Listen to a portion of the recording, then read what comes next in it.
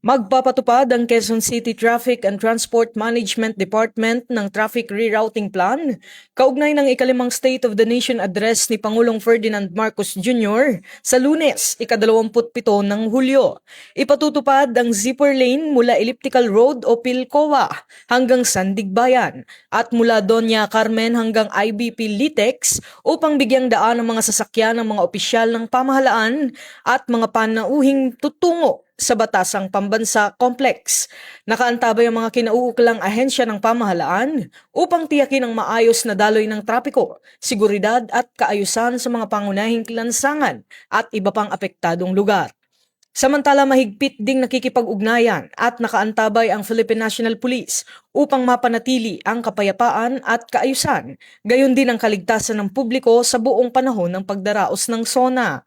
Dahil sa inaasahang mabigat na trapiko sa Commonwealth Avenue at mga karatig na kalsada ng Batasang Pambansa Complex, hinihikayat ang mga motorista na gumamit ng mga alternatibong ruta, maglaan ng karagdagang oras sa biyahe at sundin ang mga traffic advisory at mga otoridad na nakadeploy sa lugar.